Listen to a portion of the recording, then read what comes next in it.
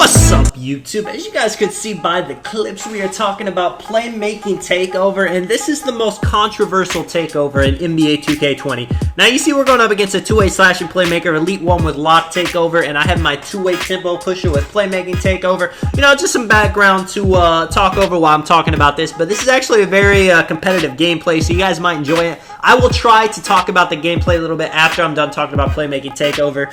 But what is it with playmaking takeover? Some people, you know, at the beginning of the year, they're like, this is going to be the best. They found out you can only break people with snatchbacks and a couple other moves, and they're like, well, this is trash.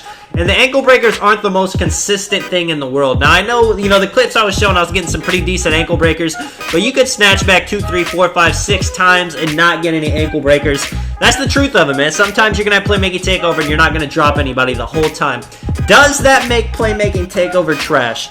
Well, playmaking takeover, it not only makes you get ankle breakers, even though that's the most important thing into a lot of dribblers' eyes. It helps you get a speed boost. You know, you say you have 76 ball control. Once you get playmaking takeover, boom, you're at 86. You're going to be really fast. You know, you got a speed, you got ball handle, you can momentum, you can do all this crazy stuff. It's going to make you faster. And on top of that, the most important part of it, and what probably makes it the best team takeover in the game, is the dimer boost it gives to your teammates is something ridiculous. You could be a terrible shooter, a terrible spot up, but if you got somebody with playmaking takeover, they are going to be able to knock down the shot. I would say 90 out of 100 times. It's that much of a boost. So when is playmaking takeover useful in? It's basically useful every single game mode. Now, 2v2, 3v3 rec, you have teammates on all those, and most of your teammates they're gonna have to shoot. You know. Now, let's say you're playing with a pure inside. Well, playmaking takeover is not going to be that helpful for pure insides. But on 2v2, you know, that might be a case. But 3v3 rec, you're not going to be playing with 4 people that have inside builds. Or, you know, it's going to be rough for you. You're going to need people that can shoot, and having the extra dimer boost is always helpful. It doesn't matter if they're the best shooter in the game. Nobody can complain about having a little bit extra boost to hit their shots. Even if they're a 70% three-point shooter, having that playmaking takeover, man, they're going to be 80, 90. They're basically going to be automatic. And what that does to the defense is once they see that you have playmaking takeover, they're not going to be able to leave the spot up. They know, I mean, you'll hear people in the chat. They'll see he's got playmaking takeover. I can't help now. I got to leave you on an island because it's that deadly. Even if they get a 30% contest, that playmaking takeover is going to just give it such a huge boost.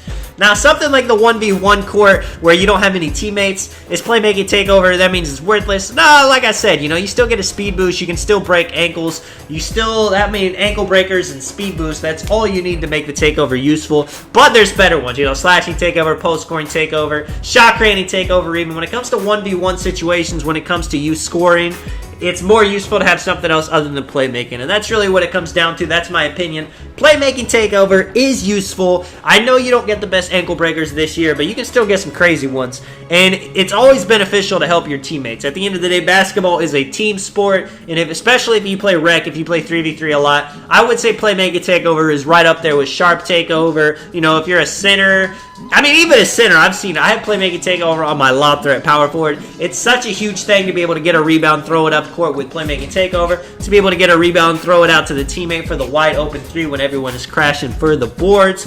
I would say playmaking takeover is more of an important thing if you like passing to your teammates rather than if you like dribbling.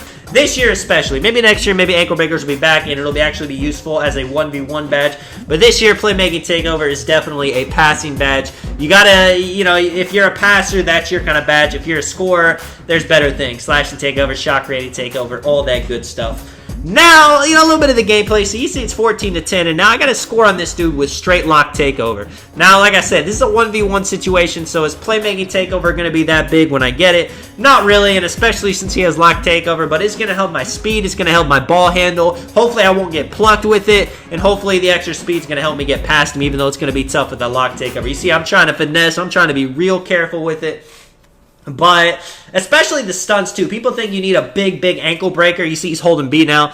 People think you need a big ankle breaker for playmaking takeover to be useful. Even if you just get that little stun, that's going to help a ton. Now he's holding B. People playmaking takeover, they're afraid of it too. Nothing is worse for somebody than getting dropped by somebody with playmaking takeover, hitting the deck, having their people make fun of them. You guys already know. You've already been in a party with someone when they made fun of you because you got dropped by someone with playmaking takeover. So it definitely not only gets in defenders' hands guarding the spot up when they expect someone to get a dot and hit it every single time, but it helps them, it gets in your defender's head, making them not want to get their ankles broken, so they're going to hold B, and when they're holding B, it's a lot easier to drive, it's a lot easier to shoot. You see this guy's kind of playing the mid-range. I am falling over with it. I mean, even my build right here, where I basically have super high speed in the 90s, you can tell the playmaking takeover speed boost is helping a ton. 20 to 14, just need one more. Quick dribble moves, he's playing back, I'm greening.